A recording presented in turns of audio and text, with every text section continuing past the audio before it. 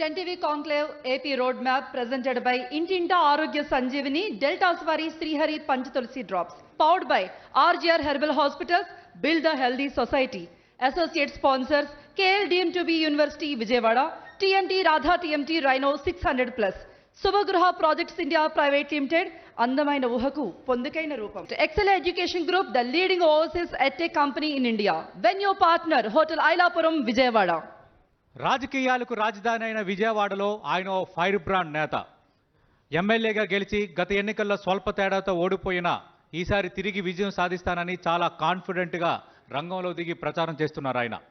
చంద్రబాబు మీద ఏగ వాలనీయరు, తెలుగుదేశం పార్టీ మీద మాట పడనీయరు. ఆయనే ఫైర్ బ్రాండ్ నేత, టీడీపీ నేత బోండా ఉమా గారు. బోండా ఉమా గారిని 10TV కాన్క్లేవ్కి సాదరంగా ఆహ్వానిస్తున్నాం.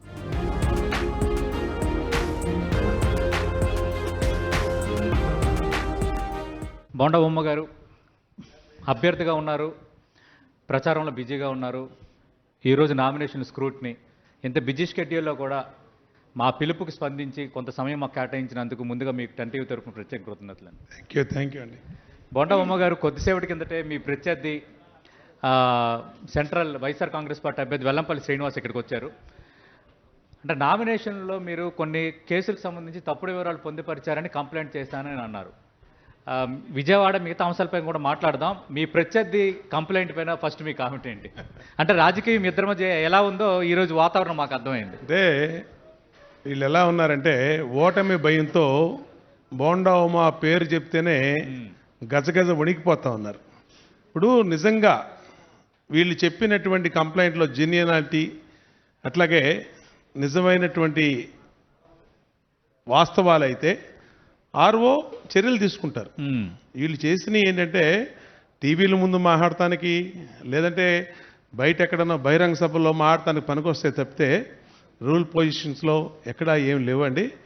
నైనా కాదు, ప్రధానమంత్రి నరేంద్ర మోడీ గారు అఫిడవిట్ తప్పేసిన, ముఖ్యమంత్రి జగన్మోహన్ రెడ్డి అఫిడవిట్ తప్పేసిన, ఇప్పుడు అందరూ కూడా ఎలక్షన్ కమిషన్ కంట్రోల్లో ఉంది. ఎలక్షన్ కమిషన్లో ఎవరికైనా రూల్ ఒకటే, సామాన్యుడికైనా ఒకటే, రాజకీయ పార్టీలకైనా ఒకటే, ప్రధానమంత్రి గారికైనా ముఖ్యమంత్రి గారికి.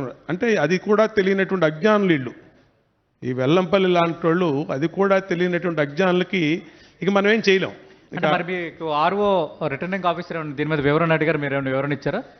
ఏమీ లేదండి, వివరణ ఇవ్వాల్సిన అవసరం లేదు. సింపుల్. అక్కడ ఎలా ఉంటుందంటే స్క్రూట్నీ ప్రొసీజరు, నేను చేసినటువంటి డిక్లరేషను, నేను ఇచ్చినటువంటి అఫిడవిట్స్ తప్పు ఉంటే సింపుల్గా రిజెక్ట్ చేస్తారు. అంతే తప్పితే ఇంకా నన్ను క్లారిఫికేషన్ అడగటం మళ్ళీ ఇవన్నీ ఉండవు. కాబట్టి అది కూడా తెలియని అజ్ఞానుల ప్రశ్నలకి, అజ్ఞానుల ఆరోపణలకి సమాధానం చెప్పడం వృధా.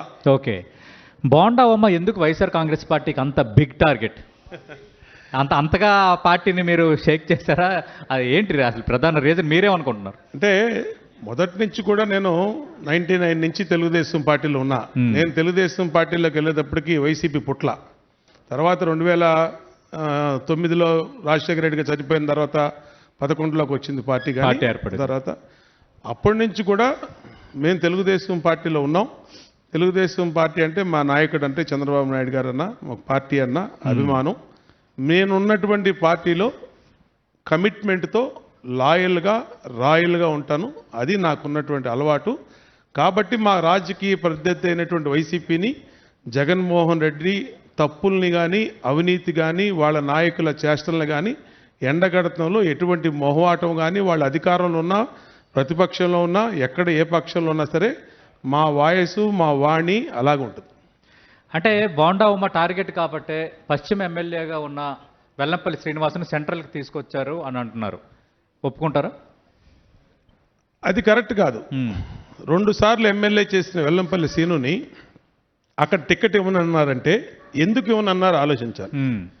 ఎందుకు ఇవ్వనన్నారంటే ఇతను అక్కడ చేసినటువంటి అవినీతి కార్యక్రమాలు, దేవాదాయ శాఖలో చేసినటువంటి భూముల కుంభకోణం నుంచి, వక్తు బోర్డు కుంభకోణం భూములు కాడి నుంచి, అలాగే అనాథరేజ్ కన్స్ట్రక్షన్ కాడి నుంచి, దుర్గగుడిలో అమ్మవారి ఆలయంలో వెండి సింహాల అక్రమాలు కాడి నుంచి, నగలు చీరలు అక్రమాలు కాడి నుంచి అన్ని రకాలుగా ఇతను పాపర్ అయిపోయాడు అక్కడ. అసలు ఇతనికి అక్కడ ఒక కార్పొరేటర్కి వచ్చే ఓట్లు కూడా రావని ఐపాక్ టీం వాళ్ళు సర్వే చేసి చెప్తే ఇతనికి టికెట్ ఇవ్వనన్నారు. టికెట్ ఇవ్వనంటే ఇతను తాడేపల్లిలో ఇంక సెకండ్ గేటర్ లీడర్స్ ఉంటారు, సజ్జల రామకృష్ణారెడ్డి లాంటి వాళ్ళు వీళ్ళు వాళ్ళందరి కాళ్ళు ఏళ్ళు పట్టుకొని మొత్తానికి ఎక్కడ మేనేజ్ చేసుకొని టికెట్ తెచ్చుకున్నాడు. అంతే తప్పితే నా మీద పోటీ చేయడానికి సమర్థుడు అని ఇతన్ని తీసుకురాలా. ఎక్కడో చోట ఒక పనికిమాలోడికి అకామిడేషన్ చేయాలి కాబట్టి ఇచ్చారు. అంటే ఇక్కడ మనకు తెలుసు, అంటే మీరు చేస్తున్న ఆరోపణలు అలాగే తెలుగుదేశం పార్టీ చేస్తున్న ఆరోపణలను వెల్లంపల్లి శ్రీనివాస్ కొట్టిపారేస్తున్నారు. నా హయాంలో దేవాదాయ శాఖలో జరిగిన అభివృద్ధి కానీ లేదంటే సంఘటనలు మీరు అన్న దుర్గా టెంపుల్లో ఈ సింహాలు మాయం ఇవన్నీ వీటన్నిటికి సంబంధించి వెంటనే అందరిని అరెస్ట్ చేశాము, సత్వర చర్యలు తీసుకున్నాము, ఇదంతా దుష్ప్రచారం అని కొట్టిపారేస్తున్నారు. ఎక్కడ చూపించమనండి, ఎక్కడ అరెస్ట్ చేశారో చూపించమనండి. ఇవాళ అమ్మవారి గుళ్ళో అమ్మవారి భక్తులు ₹1,00,00,000, ₹1,20,00,000, ₹1,25,00,000 నగలిస్తే ఆ ప్లేస్ లో 10 లక్షల రూపాయల నగలు ఉన్నాయి. అంటే లెక్కలు లేకుండా 1,50,000, 2 లక్షలు, 3 లక్షల రూపాయలు ఖరీదు చేసి అమ్మవారికి పవిత్రమైనటువంటి ఉద్దేశంతో చీరలు ఇస్తే దాంట్లో 10,000 రూపాయల చీరలు పెట్టారు.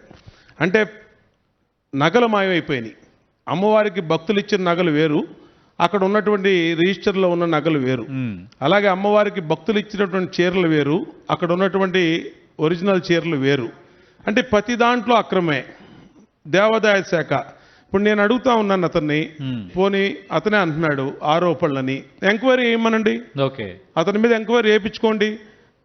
ఇప్పుడు చిన్న పోస్టులు సోషల్ మీడియాలో పోస్టులు ఫార్వర్డ్ చేశారని 70 ఏళ్ల వృద్ధురాళ్ళ మీద కేసులు పెట్టారు.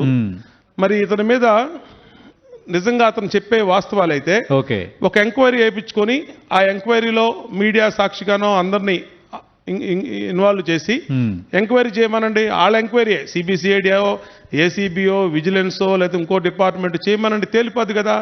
మేం చేస్తాం రేపు జూన్ 4వ తారీఖున మా ప్రభుత్వం ఏర్పడబోతా ఉంది.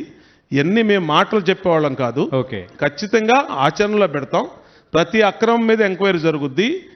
ఇక్కడి నుంచి ముఖ్యమంత్రి దాకా ప్రతి దాంట్లో కూడా ఎవరైతే బాధ్యులు ఉన్నారో వాళ్ళని డాక్యుమెంటరీ ఎవిడెన్స్గా సాక్ష్యాధారాలతో బయట పెడతాం. అంటే ఇక్కడ కృష్ణా జిల్లా పాలిటిక్స్ మనం చూస్తే తెలుగుదేశం పార్టీకి కొడాలి నాని, వల్లభనేని వంశీ బిగ్ టార్గెట్, అలాగే వైఎస్ఆర్ కాంగ్రెస్ పార్టీకి ఒకరిద్దరు బిగ్ టార్గెట్లో మీరొకరు. ఎందుకంటే ఈ స్థాయిలో రాజకీయం విజయవాడలో ఎందుకు ఈ స్థాయి వరకు వచ్చేసింది? అంటే ఇప్పుడు రాజకీయాల్లో శత్రువులు ఉండరు, ప్రత్యర్థులే ఉంటారు అంటారు. కానీ విజయవాడ రాజకీయం చూస్తే ఇంకా రాజకీయ వైరం కంటే శత్రు వైరం ఎక్కువగా కనిపిస్తుంది, మాటల్లో కానీ చేతల్లో కానీ. ఎందుకు అంటే ఇది కరెక్ట్ అని సంస్కృతి? అది ఇప్పుడు కాదండి, స్వతంత్రం రాకముందు నుంచి కూడా రాజకీయ చైతన్యం ఉన్నటువంటి నగరంగా విజయవాడ ఉంది. దాంట్లో అనేకమైన గొడవలు, అనేకమైన మర్డర్లు, అనేకమైనటువంటి ఫ్యాక్షన్లు జరిగినాయి. ఇప్పుడు అన్నీ పోయినాయి, ప్రశాంతమైన విజయవాడ నగరం ఉంది.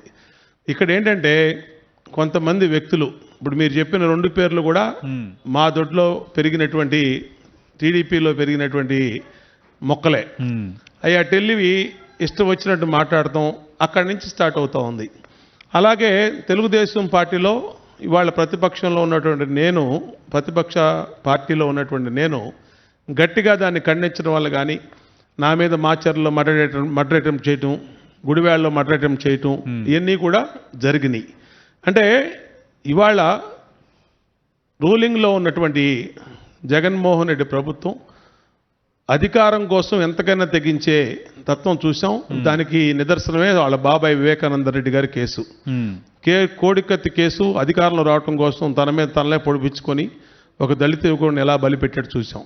అంటే ఇవాళకి తెలుగుదేశం పార్టీ సెకండరీ లీడర్స్ మండల స్థాయి కానీ, నియోజకవర్గ స్థాయి కానీ 100 మందిని హత్య జరిపించారు అంటే ఈ 5 సంవత్సరాల్లో ఇవన్నీ కూడా నిదర్శనం. కాబట్టి ఒక ఫ్యాక్షన్ నేపథ్యంలో ఉన్నటువంటి వైసీపీ జగన్మోహన్ రెడ్డి మనస్తత్వానికి ఇవన్నీ కూడా వాళ్ళు కంటిన్యూ చేస్తున్నారు. ఎన్నిటికి రేపు పులి స్టాప్ పడబోతా ఉంది మే 13వ తారీఖు. అంటే బోండా ఉమా గారు, ఇంకా రాజకీయాలు మిగతా అంశాలు కూడా మనం త్వరలో మాట్లాడబోతున్నాం. ప్రధానంగా విజయవాడ సెంటర్లో ఈ మధ్యన ముఖ్యమంత్రిపై జరిగిన రాయిదాడి ఘటన ఎంత సెన్సేషన్ సృష్టించిందో మనం చూసాం. అంటే దాని విషయంలో బోండా ఉమ్మ ప్రమేయం ఉందన్న లీకులు కూడా కొన్ని వచ్చాయి. దానిపై మీ స్పందన ఏంటి? ఇప్పుడు ఆ రోజు 13వ తారీఖు అనుకుంటా, 13వ తారీఖు సాయంత్రం 8:30కో 8:00కో ఈ ఘటన జరిగింది. 14వ తారీఖు పొద్దున్నే ఫస్ట్ స్పందించిన వ్యక్తి బోండా ఉమ, తెలుగుదేశం పార్టీ. మేమే ఎలక్షన్ కమిషనర్ గారిని కలిసి దీని మీద సిబిఐ ఎంక్వైరీ చేయండి, ఒక ముఖ్యమంత్రి మీద రాయిదాడి అనేది మంచిది కాదు, ఇలాగే గతంలో ప్రతిపక్ష నాయకుడిగా ఎయిర్పోర్ట్లో కోడికత్తి డ్రామా చేసి ఇట్లాగా జరిగింది కాబట్టి మాకు ఇక్కడ పోలీసు మీద, అధికార పార్టీ కొమ్ము కాస్తున్న పోలీసు మీద మాకు నమ్మకం లేదు, సిబిఐ ఎంక్వైరీ చేయండి, ఇప్పుడు మీ పరిధిలో ఉంది కాబట్టి ప్రభుత్వం అని చెప్పాం. అక్కడతో ఆగలా. అదే రోజు సాయంత్రం గవర్నర్ గారిని కలిసాం. గవర్నర్ గారిని కలిసి సిబిఐ ఎంక్వైరీ అడిగాం. మళ్ళీ ప్రెస్ మీట్ పెట్టి ముఖ్యమంత్రికి చెప్పాం, నువ్వు నిజమైతే నీ మీద రాయిదాడి జరిగిందనేది నిజమైతే నువ్వు సిబిఐకి రాయి. మేము అడుగుతున్నాం అపోజిషన్ పార్టీగా. మా చంద్రబాబు నాయుడుకి ఖండించాడు, మా పవన్ కళ్యాణ్ గారు ఖండించాడు, నరేంద్ర మోడీ గారు ఖండించారు. మిగతా నేతలు ఖండించలేదు కదా, ఇది కోడికత్తి డ్రామా. అందరూ ఖండించారండి, అందరూ లోకేష్ ట్వీట్ చేశారు, మరి కొంతమంది ట్వీట్ చేశారు, వాటిని మళ్ళీ వైఎస్ఆర్ కాంగ్రెస్ పార్టీ ప్రదర్శించింది. అందరూ ఖండించారు, అందరూ. ఎందుకంటే మేము మీరు ఇందాక ఒక మాట అన్నారు, రాజకీయ ప్రత్యర్థులే కానీ వ్యక్తిగత ప్రత్యర్థులు మాకు వాళ్ళకి ఏమి ఉండవు. మేము అందుకని అంటున్నాం, సిబిఐ ఎంక్వైరీ చేయండి, వాస్తవాలు తేల్తాయి, నిజంగా ఎవరుంటే వాళ్ళని బుక్ చేస్తారు. ఏ పిచ్చుకున్నోళ్ళు నాటకమా, నిజంగా అతను ఏదన్నా వేశాడా, లేదంటే ఎవరన్నా వేరే ప్రతిపక్ష పార్టీలు ఉండి కుట్ర చేసి ఏ పిచ్చినయ్యా. గులకరాయితో కొడితే ఏమవుద్దండి, గులకరాయితో కొడితే ఈ భారతదేశంలో కానీ ఆంధ్రప్రదేశ్లో కానీ ఈ ప్రపంచంలో కానీ చనిపోయిన వాళ్ళు, గులకరాయి కొడితే చనిపోయిన వాళ్ళు ఎవరు లేడు ప్రపంచంలో. అంటే అలానే ముఖ్యమంత్రి స్థాయి వ్యక్తిపై రాయించడం తప్పే కదా, చాలా తప్పు. అందుకనే సిబిఐ ఎంక్వైరీ అడిగింది నేను. సిబిఐ ఎంక్వైరీ బోండా ఉమ్మ పేరు వచ్చింది సడన్ గా, బోండా ఉమ్మ దీని తెరవనుకున్నారని ఎందుకు బాగా హైలైట్ అయింది? ఎన్నికల్లో ఇబ్బంది పెడతాను, ఇందాక చెప్పాను మీకు. ఓటమి భయంతో ఈ సెంట్రల్ నియోజకవర్గంలో వెల్లంపల్లి సీను అనే వ్యక్తికి డిపాజిట్ కూడా రాదు అనే భయం పట్టుకొని, ఓటమి భయంతో ఇవాళ నా మీదే కాదు అనేక మంది ఎమ్మెల్యే గట్టి క్యాండిడేట్లు, గెలుస్తున్న క్యాండిడేట్ల మీద ఇబ్బంది పెట్టాలని వైసీపీ చూస్తూ ఉంది. దానికి గట్టిగానే మేము ప్రతిఘటిస్తూ ఉన్నాం. ఎప్పటికప్పుడు ఎన్నికల కమిషన్ దృష్టి తీసుకెళ్తా ఉన్నాం. ఇవాళ ఎన్నికల కమిషన్ రక్షణ ఉంది కాబట్టే ఈ మాత్రమైనా బయట ఉండగలిగాం. లేకపోతే నన్ను ఆ రోజే తప్పుడు కేసులో అరెస్ట్ చేయాలని చూశారు. అది ఎక్కడ తీసుకెళ్ళాలి అక్కడ తీసుకెళ్ళాం. ఒక కమిషనరు, ఒక ఇంటెలిజెన్స్ చీఫ్ ఆ దెబ్బతో ట్రాన్స్ఫర్ కూడా అయిపోయారు, ఎన్నికల విధుల నుంచి తప్పించబడ్డారు. ఇప్పటికైనా పోలీసు అధికారులు ఇలాంటివి గ్రహించి జాగ్రత్తగా ఉండాలి. అంటే ముందు వైఎస్ఆర్ కాంగ్రెస్ పార్టీ నేతలే వాళ్ళకు వాళ్ళు కుట్ర చేసుకున్నారని టీడీపీ ఆరోపించింది. ఇది వైసీపీ ప్రస్తావిస్తున్న మొదటి అంశం. తర్వాత లేదు, మా పార్టీ కార్యకర్తలే కొన్ని కార్యక్రమాల విషయంలో వాళ్ళకి అసహనంతో ప్రవర్తించారని మీరు మాట్లాడిన బయటనే వాళ్ళు ప్లే చేశారు. ఇట్లా అంటే 2-3 సందర్భాల్లో మీరు 3 సార్లు విభిన్నంగా మాట్లాడడం అనేది దాన్ని సమర్థించుకుంటారా? ఇది పొరపాటు అండి. నేను మాట్లాడిన వీడియో 10 టీవీలో కూడా ఉంది, సార్ ప్లే చేయండి కావాలంటే. ఇక్కడే ఉంటాను నేను, ఇంకో గంట కావాలంటే ఇక్కడే మాట్లాడారు సార్. నేను అది చెప్తా. వేముల దుర్గారావు తెలుగుదేశం పార్టీ సెంట్రల్ నియోజకవర్గ బీసీసీఎల్ కార్యదర్శి, ఒడ్డెర కమ్యూనిటీ. మా పార్టీ ఆఫీస్ పక్క రోడ్లోనే ఉంటాడు, పొద్దాక మా పార్టీ ఆఫీస్ దగ్గర కూర్చుంటాడు. అది వాస్తవం. వేముల దుర్గారావు విషయంలో రాయేసినన్ని పట్టుకున్న అతను వేముల సతీష్. వేముల సతీష్ కూడా బిలాంగ్స్ ఒడ్డెర కమ్యూనిటీ, అదే గూడెంలో ఉంటాడు. వేముల అనేది ఒకటే పేరు, ఇది దూర బంధుత్వం ఏమైనా ఉండొచ్చేమో నాకు తెలియదు, కానీ అతనికి పార్టీకి ఏం సంబంధం లేదు. నేను ఆ రోజు స్టికాన్ అయి ఉన్నా, ఇప్పుడు మళ్ళీ 10 టీవీ కాంక్లేవ్లో కూడా చెప్తున్నా, వేముల దుర్గారావు బోండా ఉమా మనిషి, దాంట్లో ఎటువంటి డౌట్ లేదు. బోండా ఉమా మనిషి, పార్టీ బీసీసీఎల్ సెక్రటరీ. అతనికి ఈ సంఘటనకి సంబంధం లేదు. అతన్ని నన్ను ఇరికించడం కోసం, నా ద్వారా లోకేష్ గారిని చంద్రబాబు గారిని పెడతాం కోసం అతన్ని ఈ కేసులో తీసుకెళ్లారు. 5 రోజుల పాటు కేసు ఒప్పుకోమని 3rd డిగ్రీ ప్రయోగించి టార్చర్ చేశారు. దాదాపు 7-8 మంది ఒడ్డెర మహిళల్ని, వాళ్ళ మిస్సెస్తో పాటు బంధువుల్ని, వాళ్ళని కూడా తీసుకెళ్లి ఇబ్బంది పెట్టారు. కానీ అతను ఒకటే చెప్పాడంట, నాకు తర్వాత చెప్పాడు, నేను ఏ తప్పు చేయనప్పుడు ఒప్పుకునే ప్రసక్తి లేదు. నేను రాయిదాడి చేస్తుంటే టీ తాగుతా మీకు ఎందుకు దొరికేవాడిని, నేను అక్కడే ఉన్నాను కదా, అక్కడుండగానే మీరు నన్ను పట్టుకున్నారు. కాబట్టి ఇది అవాస్తవం. మాకు వేముల సతీష్కి ఏం సంబంధం లేదు, ఈ దాడికి నాకు ఏం సంబంధం లేదు ఆయన చెప్పాడు. నేను అదే మాట చెప్పా. దాన్ని వక్రీకరించి ఏదేదో మాట్లాడితే ఇక ఇది వాళ్ళ ప్రెస్టేషన్లో ఉన్న మాటలు తప్పితే, నన్ను ఇరికించాలని మాట్లాడిన మాటలు తప్పితే వాస్తవం లేదు. అంటే మీ పార్టీ అధినేత మాజీ ముఖ్యమంత్రి చంద్రబాబు నాయుడు కూడా మీ పేరు ప్రస్తావించారు. అంటే మా బోండా ఉమాని ఇరికించే ప్రయత్నం చేస్తున్నారని. అంటే ఎందుకు అంత ఎక్స్ట్రీమ్ సిచ్యువేషన్ వరకు వచ్చింది? అది చెప్తున్నాను కదండి. స్ట్రాంగ్ బలమైన నాయకుల మీద తప్పుడు కేసు పెట్టి జైలుకి పంపించి ఆ 15 రోజులు 20 రోజులు, ఎందుకంటే ముఖ్యమంత్రిని గవర్నమెంట్ హాస్పిటల్కి తీసుకెళ్లారు రాయి దాడి జరిగిన తర్వాత. ఇక్కడి నుంచి కేసరపల్లి వెళ్ళిపోయాడు ఆయన. అక్కడి నుంచి గవర్నమెంట్ హాస్పిటల్కి వెళ్ళాడు. డాక్టర్ సర్టిఫికెట్లో సింపుల్ ఇంజరీస్ అని చెప్పి క్లియర్గా నా దగ్గర కూడా ఉంది, నా ఫోన్లో ఇప్పుడు కూడా డాక్టర్ సర్టిఫికెట్. సింపుల్ ఇంజరీస్ అన్నారు. అంటే ఒక చిన్న గీత గీసుకుంది. ఆ చిన్న గీత గీసుకున్న దాన్ని 307 కేసు పెట్టకూడదు. ఏది మన క్రిమినల్ లా ప్రకారం. దానికి 307 కేసు ఏమీ చూడకుండానే 307 కేసు పెట్టారు. దాని మీద కూడా వాళ్ళు ఫైట్ చేస్తున్నారు. అంటే ముఖ్యమంత్రిపై దాడి అంటే అరే ముఖ్యమంత్రి దాడి అంటే 2 ఉంటాయండి. ముఖ్యమంత్రి మీద జగన్మోహన్ రెడ్డి అయినా కేసీఆర్ అయినా పోస్ట్ అనేది పెద్దది కదా. కానీ ముఖ్యమంత్రికి భద్రత ల్యాప్సెస్, ముఖ్యమంత్రికి చేమ కొడితే 307 కేసు పెట్టకూడదు. కానీ రాయితో కొట్టారు. అదేనండి రాయని ఎవరన్నారు ఇప్పుడు? రాయని తర్వాత రాయేమో గులక రాయి అంటున్నారు. కొద్దిసేపటి కిందట డాక్టర్ చంద్రశేఖర్ ఆయనేమో 19 రాయి అంటున్నారు. అసలు 19 రాయో గులక రాయో ఎవరు వాళ్ళు చెప్పిన మాటలే తప్పితే ఎవరు విన్నది కాదు, ఎవరు చూసింది కాదు. నేనేం చెప్తున్నానంటే సింపుల్ ఇంజరీ అని గవర్నమెంట్ హాస్పిటల్లో డాక్టర్స్ నిర్ధారించారు. దానికి 307 కేసు పెట్టకూడదు. ఆయన ముఖ్యమంత్రి అయినా ప్రధానమంత్రి అయినా ఇంకొకళ్ళైనా కానీ పెట్టారు. సరే పెడితే పెట్టుకోమని వాళ్ళ గవర్నమెంట్ చాలా చట్టం న్యాయం కోర్టులు తెలుస్తాయి. దాని విషయం మాకేం అభ్యంతరం లేదు. కానీ ఈ కేసులో బోండా ఉమాని ఇరికించాలని తాడేపల్లి నుంచి చాలా ఒత్తిడి వచ్చింది. చాలా ఒత్తిడి వచ్చి పోలీసుల మీద ఒత్తిడి తీసుకొస్తే ఆ రోజు ఇక్కడ సిపిగా ఉన్న కాంతిరాణ టాటా నా ఆఫీస్ చుట్టుముట్టి నన్ను అరెస్ట్ చేయాలని చూస్తే 2000 మంది మా కార్యకర్తలు అది తెలుసుకొని వస్తే వాళ్ళందరూ కూడా ఉండటం వల్ల కొంచెం వెనక్కి అడిగేశారు. రెండో రోజు నేను ఇంటి దగ్గరే ఉండి, అదే రోజు నైట్ ఇంటి దగ్గరే ఉండి దాదాపు ఒక 500 మంది 700 మంది మా కార్యకర్తలు నా చుట్టుపాటు పడుకొని బయటే పడుకొని మేము గట్టిగా ప్రొటెస్ట్ చేసి మాకు ఎటువంటి సంబంధం లేని దాంట్లో మా నాయకుడిని తప్పుడు కేసులు ఇరికిస్తున్నారని చెప్పి ప్రొటెస్ట్ చేయబట్టి అక్రమ అరెస్టు మీడియా దీనికి ఆగారు.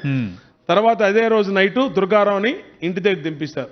నేను అడుగుతా ఉన్నా, దుర్గారావు ఇంటి దగ్గర ఎందుకు దింపారండి పోలీసులు? 5 రోజుల నుంచి కస్టడీలో ఉంచుకొని 5 రోజుల నుంచి వేముల సతీష్ రిమాండ్ రిపోర్ట్లో వేముల దుర్గారావు ఉన్నాడని చెప్పి రాసి ఎందుకు వదిలేశారు పోలీసు? నేను అడుగుతున్న స్ట్రైట్ క్వశ్చన్. ఇదే వెల్లంపల్లినో ఇదే జగన్మోహన్ రెడ్డినో సజ్జల రామకృష్ణారెడ్డినో లేదంటే కాంతిరాణ టాటానో చెప్పండి. అరెస్ట్ చేశారు వేముల దుర్గారావుని, 5 రోజులు మీ దగ్గర పెట్టుకున్నారు. అతని మీద సెర్చ్ వారెంట్ కూడా వేశారు కోర్టులో. మరి ఎందుకు వదిలేశారు? తీసుకొచ్చి రిమాండ్ రిపోర్ట్లో ఆయన పేరు పెట్టారు. మీరు పెట్టిన వాళ్ళు ఎందుకు వదిలేశారు? సమాధానం చెప్పానండి. అంటే ఎన్నికల కోడ్ వచ్చిన తర్వాత అటు పోలీస్ వ్యవస్థ కానీ దాదాపు కీలకమైన యంత్రాంగాలన్నీ ఈసీ చేతులకు వెళ్ళిపోతాయి. ఈ సందర్భంలో కూడా వైసీపీ పెద్దలో లేదంటే మంత్రులు వైసీపీ నేతలు చెప్పిన మాటలు పోలీసులు వింటారని ఎక్స్పెక్ట్ చేయొచ్చు. వినబట్టే ట్రాన్స్ఫర్ చేసింది ఈసీ. సెంట్రల్ ఎలక్షన్ కమిషనర్ని సెంట్రల్ స్టేట్ ఇంటెలిజెన్స్ చీఫ్ రామాంజనేయుల్ని ఎందుకు తీశారు? వాళ్ళ మీద సో మెనీ ఎలిగేషన్స్ వచ్చినాయి. ఆ ఎలిగేషన్స్లో అన్నీ ప్రూవ్ అయినాయి. మేము పెట్టినటువంటి నేను వదల్లా ఢిల్లీ నుంచి గల్లీ దాకా ప్రతి దర్యాప్తు సంస్థ తలుపు తట్టా. నా మీద జరుగుతున్న అక్రమ కేసులు, పోలీసులు చేస్తున్నటువంటి స్వార్థంగా ఒక పక్కన నిలబడి ప్రతిపక్ష పార్టీలను ఇబ్బంది పెట్టాలని చూస్తున్నటువంటి దాని మీద చేసిన పోరాటం అక్కడి నుంచి ఇక్కడి దాకా చేయబట్టి ఆఖరికి చీఫ్ జస్టిస్ ఆఫ్ హైకోర్టును కూడా నేను అప్రోచ్ కాబట్టి దీన్ని ఎక్కడ యాక్షన్ తీసుకోవాలి అక్కడ యాక్షన్ తీసుకున్నారు. దాని ఫలితమే సీతారామాంజనేయులు కాంతిరాణ టాటా ట్రాన్స్ఫర్. అంటే ఇంకా బోండా ఉమాపై రాయి దాడి ఘటన కత్తి వేలాడుతోందా? ఏమండి, దేని మీదైనా ఎవరి మీదైనా బరి తెగించి చేయాలని చూస్తున్నారు. ఓకే. మేము వదిలిపెట్టాం. ఓకే. నేను ఆ రోజు చెప్పాను, నా జోలికి అన్యాయంగా రావద్దు, నన్ను తప్పుడు కేసులో ఇరికిచ్చి నా క్యారెక్టరు నన్ను పాడు చేసి నన్ను జైలుకి పంపించాలని చూస్తే నువ్వు డీజీపీ అవ్వచ్చు, ఓకే, అడిషనల్ డీజీ అవ్వచ్చు, నువ్వు ఎవరైనా డోంట్ కేర్, ఓకే, నిన్ను వదిలిపెట్టను అని ఆ రోజు చెప్పా. ఈ రోజు చెప్తున్నా, తప్పు చేస్తే దేంట్లోనూ నన్ను నా మీద చర్య తీసుకోండి, నాకేం ఇబ్బంది లేదు. కానీ తప్పు చేయకుండా నువ్వు ఎవడో సజ్జల రామకృష్ణారెడ్డి చెప్పాడు, లేదంటే ఇంకోళ్ళు చెప్పారు నన్ను ఇరికిస్తానని చూస్తే మాత్రం ఒప్పుకుని తలొగ్గి కోడికత్తి సీనులాగా 5 సంవత్సరాలు జైల్లో ఉండటానికి బోండావమ్మ సిద్ధంగా లేడు. అంటే బోండావమ్మ గారు, మీ హయాం ఇంటెలిజెన్స్ చీఫ్గా ఉన్న ఏబి వెంకటేశ్వరరావు పైన ఇదే తరహా ఇష్యూ క్రియేట్ అయింది. ఇప్పుడు ఇంటెలిజెన్స్ చీఫ్ సీతారామాంజనేయుల మీద ఇదే ఇష్యూ క్రియేట్ అయింది. అంటే ఇంటెలిజెన్స్ చీఫ్గా ఎవరున్నా బలవ్వాల్సిందేనా? అంటే ఏబి వెంకటేశ్వరరావు ఉన్నప్పుడు ఈ విధంగా లేదు. తర్వాత ఆయన మీద కక్షపూరితంగా ఈ విధంగా చేశారు తప్పితే, ఉన్నప్పుడు వైసీపీ ఫిర్యాదు చేసింది లాస్ట్ లో చేశారు. లాస్ట్ లో ఆయన అప్పుడు డీజీపీని కూడా ట్రాన్స్ఫర్ చేశారు. సరే, అది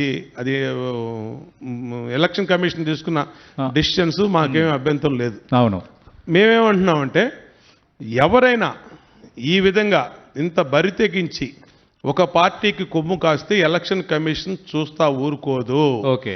ఇప్పుడు ఎన్నికలు యంత్రాంగం మొత్తం ఎలక్షన్ కమిషన్ ఆఫ్ ఇండియా చేతి కింద పనిచేస్తా ఉన్నాయి. మీరు అది స్పృహలో ఉండి తెలుసుకోండి. మీకు ఇంకా ఆపద్ధర్మ ముఖ్యమంత్రి అయినటువంటి జగన్మోహన్ రెడ్డో, లేదంటే సుప్తానోత్సవంలో ఉన్నటువంటి సజ్జల రామకృష్ణారెడ్డో వీళ్ళ మాటలు వినవాకండి. ఇవాళ ఎవ్వరూ లేరు ఈ రాష్ట్రంలో, ఓన్లీ ఎలక్షన్ కమిషను, దేశంలో ఎలక్షన్ కమిషన్ ఆఫ్ ఇండియా. బోండావమ్మ గారు, విజయవాడ అంటే గుర్తొచ్చే ఒక కీలకమైన వ్యక్తులు, కీలకమైన అంశాల్లో వంగవీటి మోహన్ రంగా ఒకరు. వంగవీటి మోహన్ రంగాకు మీరు అనుచరులు, మీ సోదరుడు బోండా శ్రీను, ఆయన పేరు శ్రీను గారు అనుచరుడు మీరందరూ. ఇప్పుడు వైఎస్ఆర్ కాంగ్రెస్ పార్టీ అంశాన్ని పదే పదే ప్రస్తావనకు తెస్తూనే ఉంది. అంటే వంగవీటి మోహన్ రంగా హత్యకు కారణమైన టీడీపీ నేతలతో, చంద్రబాబుతో పవన్ కళ్యాణ్ కలవటాన్ని పదే పదే వాళ్ళు పోక్ చేస్తున్నారు. మీరు ఆయనకు అనుచరుడుగా ఉన్నారు కదా, ఆయన హత్య ఎలాంటి సెన్సేషన్ క్రియేట్ అయిందో మనం చూసాం కదా, ఆ పరిణామాలపై మీ కామెంట్ ఏంటి సార్? మీరు ఆ మాట అంటున్నారు. దేవినేని నెహ్రూ కొడుకు ఎక్కడున్నాడు ఇప్పుడు? వైసీపీలో. దేవినేని నెహ్రూ కొడుకు ఎవరి తరఫున పోటీ చేస్తున్నాడు? వైసీపీ. మరి ఎవరు దేనికండి ఇంకా ఈ మాటలు? ఇప్పుడు అనవసరమైన మాటలు ఎప్పుడో 30 సంవత్సరాల కింద జరిగిపోయిన వాటిని ఇప్పుడు నువ్వు కొమ్ము కాస్తూ నువ్వు ఆ కుటుంబాన్ని నువ్వు దగ్గర పెట్టుకొని నువ్వు ఎదురు పార్టీ మీద అంటావెందుకు? కాబట్టి ఆ రోజు జరిగినటువంటి వ్యవహారాలు, ఆ రోజు జరిగినటువంటి గొడవలు, ఆ రోజు జరిగినటువంటి అయిపోయినాయి. దానికి వ్యక్తులు, ఆ కుటుంబాలు అన్ని కారకులు ఉన్నారు. అంతవరకే దానికి ఉన్న చరిత్ర, అది అయిపోయింది. మీరు కూడా కాపు సామాజిక వర్గానికి చెందిన నేత కాబట్టి, పవన్ కళ్యాణ్ కాపు సామాజిక వర్గానికి చెందిన నేత కాబట్టి, ఈ ఇష్యూని పదే పదే వైఎస్ఆర్ కాంగ్రెస్ పార్టీ కార్నర్ చేస్తుంది. కాపులు ఆలోచించాలి, పవన్ కళ్యాణ్ చంద్రబాబు నాయుడు వంతెన చేరారు, Chandrababu Naidu use and throw రకంగా పవన్ కళ్యాణ్ వదిలేస్తారు అని. ఇప్పుడు కాపులు 2019లో ఒకసారి వైసీపీని నమ్మి మోసపోయారు. వీళ్ళు అనుకుంటా ఉన్నారు కాపులు ఎప్పుడు పిచ్చివాళ్ళలాగా ఉంటారు అని. వైసీపీ నాయకులు, జగన్మోహన్ రెడ్డి ఆలోచన, ఐపాక్ యొక్క స్ట్రాటజీ. కానీ ఇవాళ పవన్ కళ్యాణ్ వెనక, కూటమి వెనక 100కి 95 మంది కాపులు ఉన్నారు. 95 మంది కాపులు. మిగతా 5 కాపులు ఉన్నటువంటి వాళ్ళు అంబటి రాంబాబు లాంటి వాళ్ళు, పేరుని నాని లాంటి వాళ్ళు, కన్నబాబు లాంటి వాళ్ళు, ఆడ అమర్నాథ్ లాంటి వాడు, దాడిశెట్టి రాజా లాంటి ఇలాంటి వాళ్ళు ఒక 5-10 మంది ఉంటారు తప్పితే 100కి 90 నుంచి 95 మంది కాపులు పవన్ కళ్యాణ్ వెనక ఉన్నారు, కూటమి వెనక వాళ్ళు ఉన్నారు. ఇది వాస్తవం. అది భరించలేక రెచ్చగొట్టేదానికి ఏదో విధంగా ట్రై చేస్తూ ఉన్నారు. అంటే ఇప్పుడు ఈ రాజకీయం ఆయన పేరు ప్రస్తావించడాన్ని, వంగవీటి మోహన్ రంగ పేరు తేవటం మీరు ఎలా చూస్తారు? వంగవీటి మోహన్ రంగా గారి పేరు ఎత్తే నైతిక అర్హత కూడా వైసీపీకి లేదండి. ఎందుకంటే ఆ రోజు రాజశేఖర రెడ్డి గారు, మేము చనిపోయిన తర్వాత మేము ఇక్కడే ఉన్నాం, ఆయన డెడ్ బాడీ దగ్గరే ఉన్నాం. రాజశేఖర రెడ్డి గారు పిసిసి ప్రెసిడెంట్గా ఉన్నాడు, వచ్చాడు. ఇంకెందుకు రంగా గారి అతనకుల్ని తేల్చేస్తాను, కాల్ చేస్తాను, తెలియపేస్తాను, శిక్షిస్తాను, అది చేస్తాను, ఇది చేస్తానని చెప్పి కనీసం ఆయన రంగా గారి చావుని అడ్డు పెట్టుకొని ముఖ్యమంత్రి ప్రభుత్వం వచ్చింది. ఆ రోజు చెన్నారెడ్డి ముఖ్యమంత్రి అయ్యాడు, కాంగ్రెస్ గవర్నమెంట్ వచ్చింది. తర్వాత జనార్దన్ రెడ్డి, విజయభాస్కర్ రెడ్డి గారు అందరూ అయ్యారు 89లో. కానీ ఇంత న్యాయం జరగల, ఇంత న్యాయం.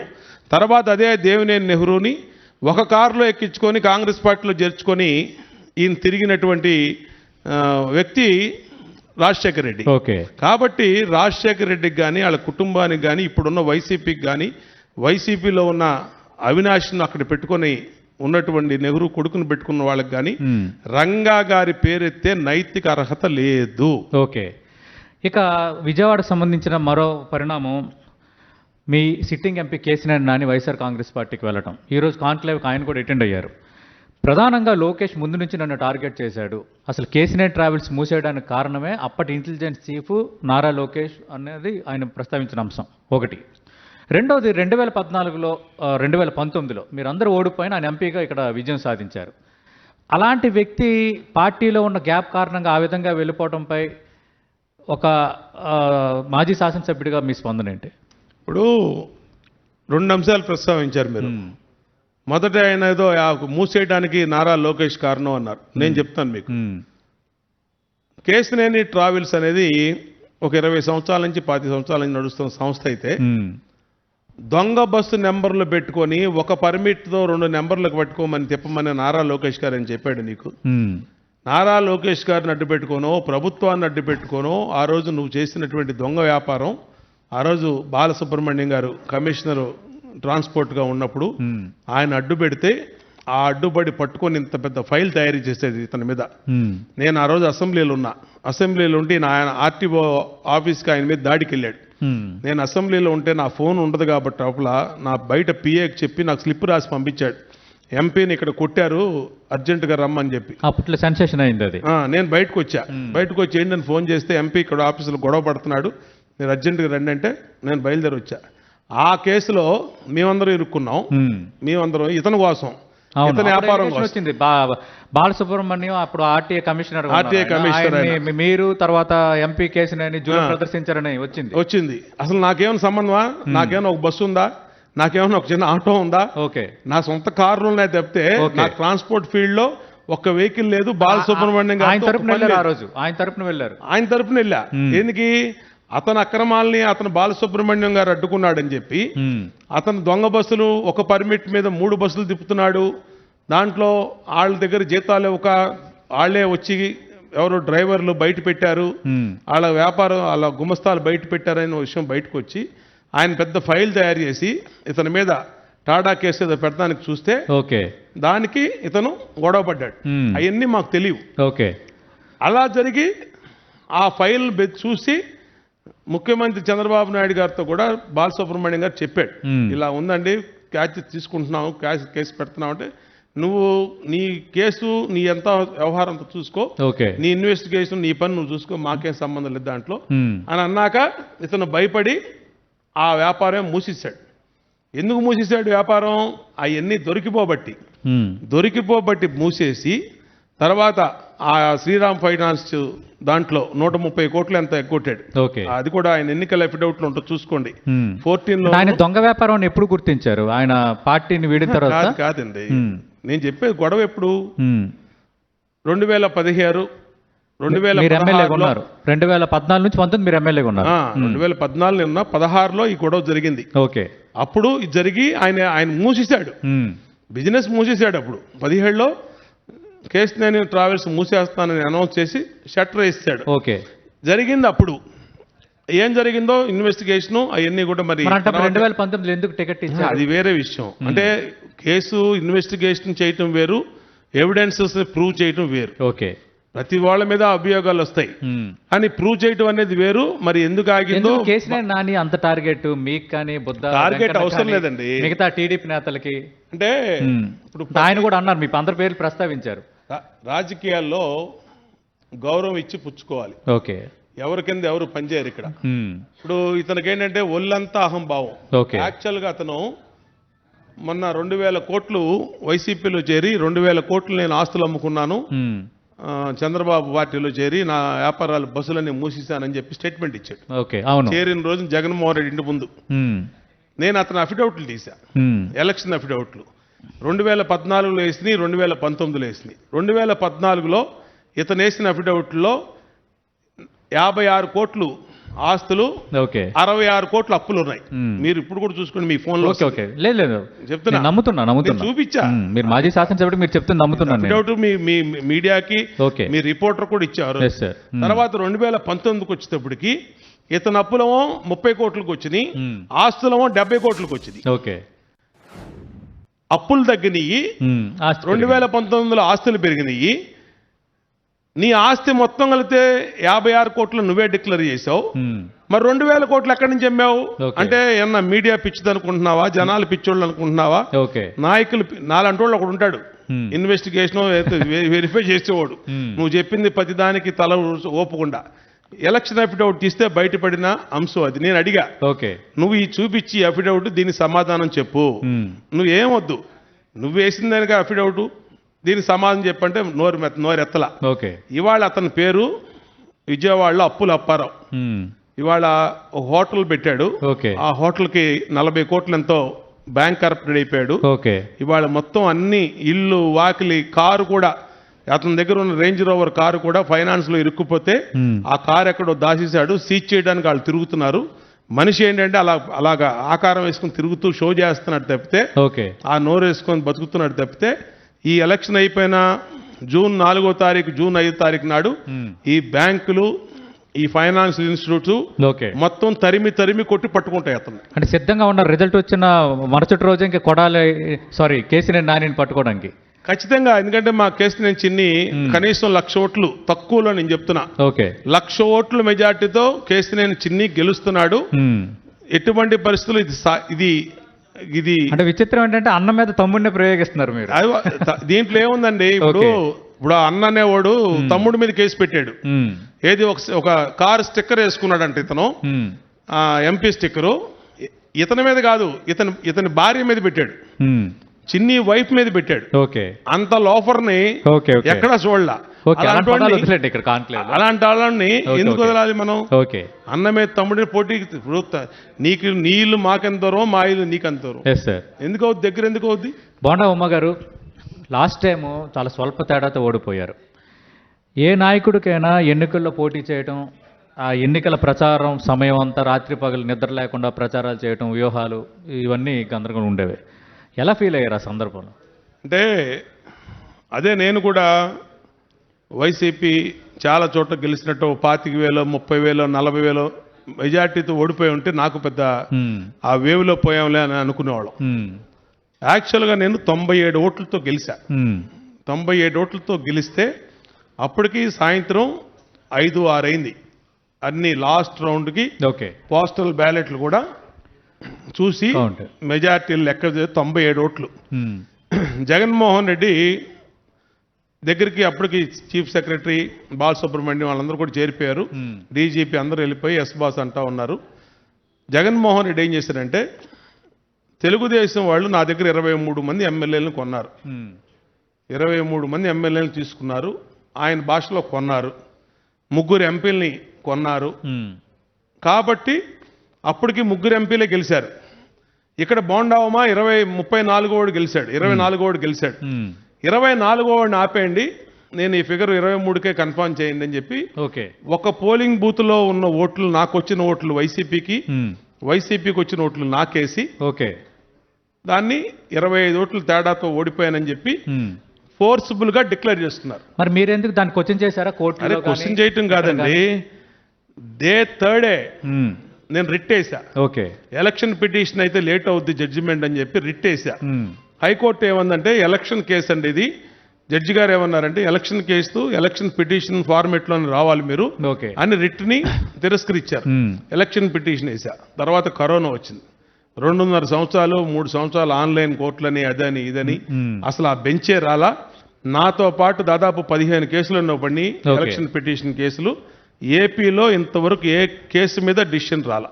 ఎందుకంటే ఇలాంటి కేసులు చాలా వచ్చాయి. మడకశిరకు సంబంధించి మనం జరిగింది. ఎన్నికల అఫిడవిట్లో తప్పులని ఎదురు ఒక అభ్యర్థి వెళ్తే దాన్ని ఫైనల్గా రూఢీపరిచి 2వ స్థానంలో ఉన్న అభ్యర్థిని ఎమ్మెల్యేగా ప్రకటించారు. కాదు, మడకశిరలో జరగలేదు అది వేరే కేసులో జరిగింది. నేనేమంటున్నానంటే అలాగే సాలూరు విషయంలో కూడా ఒక సందర్భంలో జరిగింది. ఒక సందర్భంలో ఈ 19లో జరగల. ఈ 2019లో ఇన్ని రకాలుగా ఇబ్బంది పడినాక చాలా రోజులు నేను బాధపడ్డా. తెలుగుదేశానికి అదే 30 సీట్లు వచ్చుంటే ఓకే 31 బోండావమ్మ, అదే 20 వచ్చుంటే 21 బోండావమ్మ. ఓకే ఆ 23 మ్యాజిక్ ఫిగర్ రావటం వల్ల ఓకే 24వ వాడిని బోండావమ్మని ఆపేశారు. అంటే అంత లిప్ ఆఫ్ మూమెంట్ లో అంతగా ముఖ్యమంత్రి స్థాయిలో ఉన్న వాళ్ళు ఆలోచన చేస్తారు అంటే అధికారులు వాళ్ళు అబ్జర్వ్ చేసుకుంటున్నారు. ఓకే 150 సీట్లు డిక్లేర్డ్ అప్పటికి, ఇంకా ఒకటో జనసేన గెలిచింది, ఓకే ఇంకా ఉన్నది ఒకటే ఒక సీటు. అతనికి ఎందుకు వచ్చిందో ఐడియా లేదా, ఐపాక్ ప్రశాంత్ కిషోర్ ఉన్నాడు చెప్పాడేమో, ఓకే మరి అతను చెప్పాడేమో, ఎవరు చెప్పారో మనకు తెలియదు, అదని మన ఇంటర్నల్ ఇష్యూస్ అయ్యి. బట్ 23rd సీట్స్కే టీడీపీని లిమిట్ చేయాలి అనే కాన్సెప్ట్ లో 24వ వాడైన బోండావమ్మని ఆపేశారు. ఆ పేపర్స్ కొట్టేసిన పేపర్స్ ఇప్పటికీ నా దగ్గర ఉన్నాయి. నేను కోర్టులో వేసాను, ఒరిజినల్స్ అన్ని కూడా జరిగినాయి. ఇంతవరకు ఏం అవలా. అంటే మీరు ఆల్రెడీ విజయవాడ సెంట్రల్ ఎమ్మెల్యేగా పనిచేశారు, గత ఎన్నికల్లో ఓడిపోయారు. ఈసారి బోండావమ్మను విజయవాడ సెంట్రల్ అభ్యర్థిగా మళ్ళీ తిరిగి గెలిపించాలని మీరు ఓట్లు అడుగుతున్నారు. అంటే ఎందుకు గెలిపించాలంటే ఏం చెప్తారు, గెలిపిస్తే ఏం చేస్తారు విజయవాడ సెంట్రల్ ప్రజలకి? డెవలప్మెంట్కి సెంట్రల్ నియోజకవర్గంలో బ్రాండ్ అంబాసిడర్ బోండావమ్మ అండి.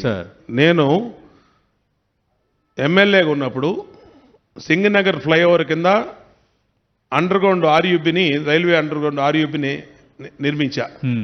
ఒకటి, దేవీనగరు మధురానగర్ వంతిని పూర్తి చేశా.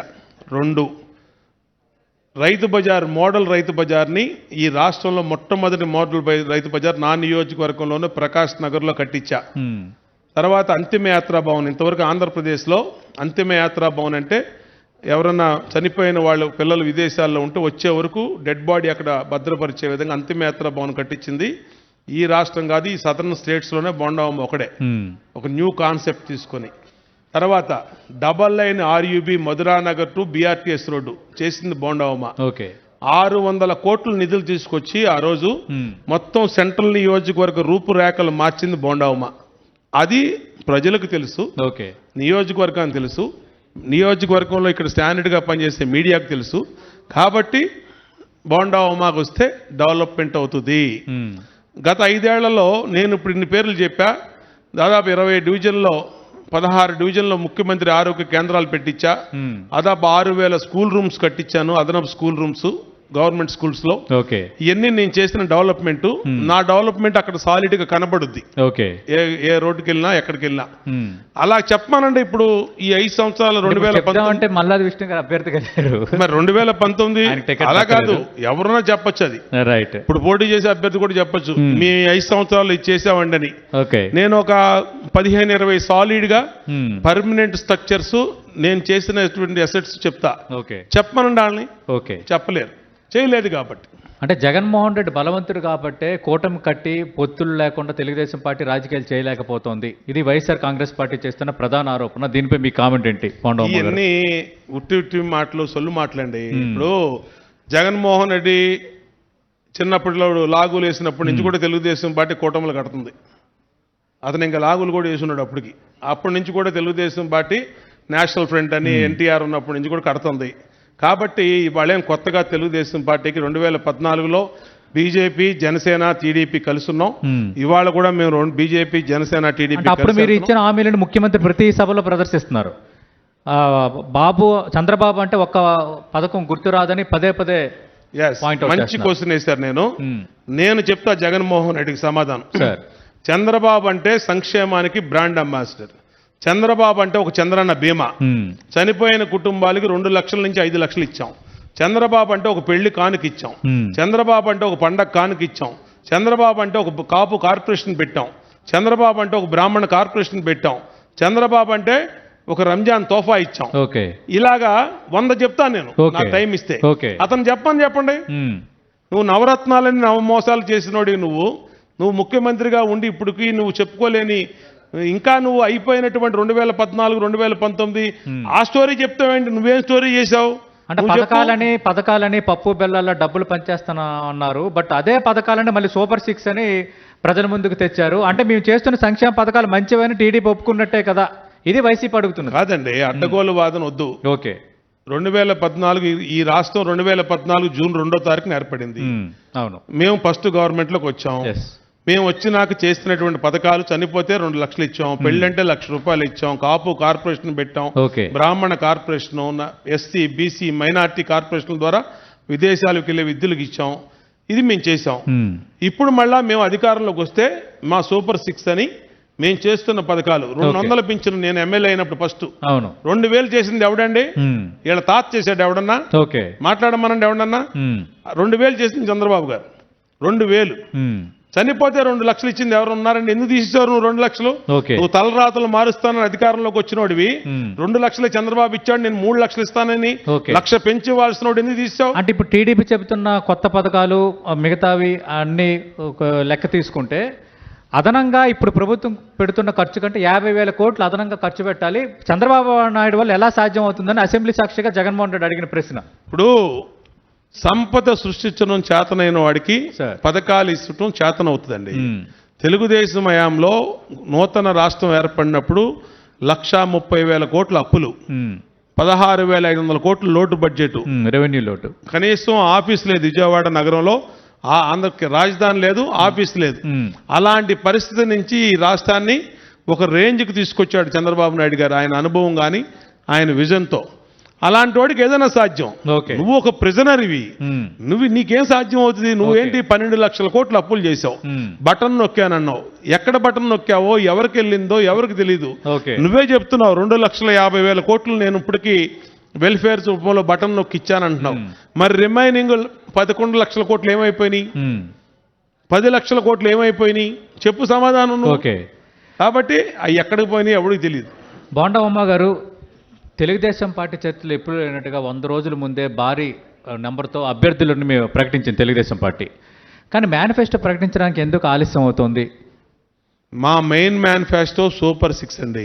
సూపర్ 6 మేము ఇచ్చేసాం. ఓకే. ఇంకా అదే మా మేనిఫెస్టో. ఓకే. ఇంకా ఏదన్నా ఉంటే చిన్న ఇంకా కొన్ని ఉంటాయి తప్పితే మా మెయిన్ మేనిఫెస్టో ఇవ్వాల్సింది అన్ని కూడా మేము చెప్పేసాం. కాబట్టి అయిపోయింది మా మేనిఫెస్టో. రేపు ఏదన్నా దానికి యాడింగ్స్ ఉంటే ఎవరైనా ప్రజలు, ఇప్పుడు మేము డైరెక్ట్ గా మా నాయకుడు చంద్రబాబు గారు మొన్న ప్రెస్ మీట్ పెట్టి చెప్పాడు, ప్రజల నుంచి మేనిఫెస్టో కొరకు సలహాలు ఇవ్వండి, మీరు ఏం కోరుకుంటున్నారో ఇవ్వండి అని వెబ్సైట్ పెట్టాడు, కాల్ సెంటర్ పెట్టాడు, ఆ నెంబర్ ఇచ్చాడు. దాంట్లో ఏమన్నా వచ్చినటువంటి మనం సాధ్యపడే ఏమన్నా చేయగలిగినవి ఉంటే అవి కూడా చేస్తాం. అంటే సీనియర్ శాసనసభ్యుడిగా మీరిచ్చే సలహా ఏంటి? యాజ్ ఏ బీసీగా మీరు ఏది ఉంటే బాగుంటుంది అనుకుంటున్నారు మేనిఫెస్టోలో? ఖచ్చితంగా బీసీ డిక్లరేషన్ అనేది అద్భుతమైనటువంటిది. బీసీలకి 50 ఏళ్లకే పింఛను, కులాల వారీగా వడ్డెర, కమ్మరి, కుమ్మరి, నాయి బ్రాహ్మలు, రజిక, ఈ సామాజిక వర్గాలన్నిట్లు కూడా చాలా మేలు చేసే చిన్న సామాజిక వర్గాలు అవన్నీ వాటికి ఆర్థికంగా మోస్ట్ బ్యాక్వర్డ్ కమ్యూనిటీస్ వాటికి మేలు చేసేయి. అట్లాగే వాళ్ళకి శాశ్వత కుల ధృవీకరణ పత్రం ఇస్తా అన్నారు, పర్మనెంట్ క్యాస్ట్ సర్టిఫికేట్. చాలా మందికి క్యాస్ట్ సర్టిఫికేట్ లేక చాలా మంది ఇబ్బంది పడుతున్నారు. ఇవన్నీ కూడా ఆలోచన చేసి పెట్టినటువంటి అంశాలు. ఖచ్చితంగా రేపది బీసీలకి పెద్ద మేలు జరగబోతా ఉంది. తెలుగుదేశం పార్టీ అంటేనే బీసీలు అంటేనే తెలుగుదేశం పార్టీ. కాబట్టి ఖచ్చితంగా మేము రేపు అధికారంలో రాగానే ఆ బీసీ కులాలు, దెబ్బతిన్న బీసీ కులాలు మళ్ళీ నిలబడేదానికి చేస్తాం. అంటే ఇప్పుడే రాష్ట్రం అప్పుల పాలైపోయింది, ఆంధ్రప్రదేశ్ అంటే అప్పులని మీరు అంటున్నారు. మరి మీరు ప్రకటిస్తున్న పథకాలకి రేపు పొద్దున అధికారంలోకి వస్తే డబ్బులు ఎక్కడి నుంచి తెస్తారు? నేను చెప్పాను కదా, సంపద సృష్టిస్తుంది తెలిసినప్పుడు. ఇప్పుడు మీకు అర్థమయ్యేటట్టు ప్రజలకు సింపుల్గా చెప్పండి. తెలుగుదేశం పార్టీ 2019లో దిగిపోయేటప్పుడు అమరావతిలో 10,000 ఎకరాలు మాకు ల్యాండ్ ఉంది గవర్నమెంట్కి. ఆ 10,000 ఎకరాలు వాల్యూ దాదాపుగా 7 లక్షల కోట్లు. అదే డెవలప్మెంట్ని కంటిన్యూ చేస్తుంటే 7 లక్షల కోట్లు అంతకుముందు జీరో వాల్యూ. 2014 ముందు ఆంధ్రప్రదేశ్ ప్రభుత్వానికి ఏ అసెట్ లేదు. చంద్రబాబు నాయుడు గారు ముఖ్యమంత్రిగా దిగిపోయే రోజుకి 10,000 ఎకరాలు గవర్నమెంట్ ఆఫ్ ఆంధ్రప్రదేశ్ చేతిలో ఉన్న ల్యాండ్ ఆ మార్కెట్ వాల్యూ ప్రకారం అమ్మితే 7 లక్షల కోట్లు, కనీసం 5-6 లక్షల కోట్లు వచ్చాయి. అలాంటి దాన్ని సంపద సృష్టిస్తున్నాం తెలిసిన వాడికి వెల్ఫేర్ చేయటం కూడా తెలుస్తుంది. రెండు చేయాలి. ఇప్పుడు బీపీఎల్ ఫ్యామిలీలకి, ఈ చిన్న పేదవాళ్ళకి, అమరావతి భూములతో రియల్ ఎస్టేట్ వ్యాపారం చేయాలనుకున్నారా? రియల్ ఎస్టేట్ వ్యాపారం కాదండి, రియల్ ఎస్టేట్ వ్యాపారం చాలా తప్పండి. అది మీరు రైతులను అలా కించపరచొద్దు. చెప్పేది మీరు అన్నారు కదా 10,000. నేను ఎందుకు చెప్తున్నానంటే, ఇప్పుడు గవర్నమెంట్ అంటే ప్రజలది. ప్రజలకి చెందిన ఆస్తి ప్రజల కోసం ఖర్చు పెడతంలో ఎవరికి తప్పు లేదు. ఓకే, అది ఎవరు తప్పు పట్టరు. అది ఒక ల్యాండ్ పూలింగ్ లో 30,000 ఎకరాలు తీసుకున్నారు ఒక పాలసీని డిసైడ్ చేసి. Yes, sir. అంతకుముందు ఆంధ్రప్రదేశ్ గవర్నమెంట్కి ఆ 30,000 ఎకరాలు లేదు. ఆయన ఇచ్చినటువంటి ఒక పిలుపు మేరకు రైతులు ఇచ్చినటువంటి భూమి అది. వాళ్ళ షేర్ వాళ్ళు తీసుకున్నారు. డెవలప్మెంట్ షేర్ డెవలప్మెంట్కి పోయింది. మిగిలినటువంటి షేరు 10,000 ఎకరాలు గవర్నమెంట్ దగ్గర ఉంది. దాన్ని అమ్ముంటుంటే ఇవాళ ఇన్వెస్ట్మెంట్స్ బోల్డ్ అంతా డెవలప్ అయ్యేది, బోల్డ్ అంతా రెవెన్యూ జనరేట్ అయ్యేది, గవర్నమెంట్ కూడా బోల్డ్ అంతా రెవెన్యూ వచ్చేది. దాన్ని ఇట్లా మెలికి తిప్పి రియల్ ఎస్టేట్ అని ఇంకోటని ఇవాళ ఆఖరికి సచివాలయాన్ని తాకట్టు పెట్టి లోన్ తీసుకొచ్చే పరిస్థితికి ఇవాళ వచ్చిందంటే ఏంటండి? మళ్ళీ ఒక వెనుజులా, మరొక శ్రీలంక, రేపు ఆంధ్రప్రదేశ్ జగన్మోహన్ రెడ్డి చేతిలో ఉంటే అయిపోబోతోంది. ఓకే, అందుకనే రక్షించుకోవడానికి ప్రజలందరూ కూడా ముందుకు రావాలి. Right right, thank you bonda ఉమ్మ గారు. మొత్తం రాష్ట్రంలో వైఎస్ఆర్ కాంగ్రెస్ పార్టీ మీపై చేస్తున్న ఆరోపణలు, మీరు అధికారంలోకి వస్తే చేయబోయే ఎజెండా, అలాగే విజయవాడ సెంట్రల్ ఎమ్మెల్యేగా మీరు ప్రజలకు ఏం చేశారు, ఎందుకు ఓటు వేయాలన్న అంశం, అలాగే కొన్ని ఇన్సిడెంట్కి సంబంధించి మీకు సంబంధం ఉన్న ఇన్సిడెంట్కి సంబంధించి స్పష్టమైన వివరణలు ఇచ్చారు. అంతకు మించి మీ విలువైన సమయం చాలా విలువైనది. ఇప్పుడు ప్రచారంలో చాలా బిజీగా ఉన్నారు. మాకు కేటాయించినందుకు 10 TV తరఫున మీకు స్పెషల్గా థ్యాంక్స్ అండి.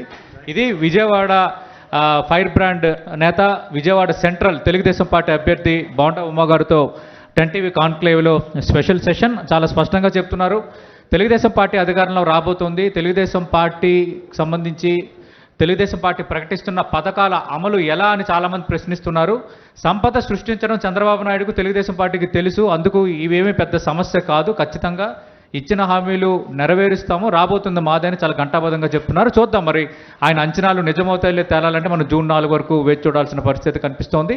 ఇప్పుడు 10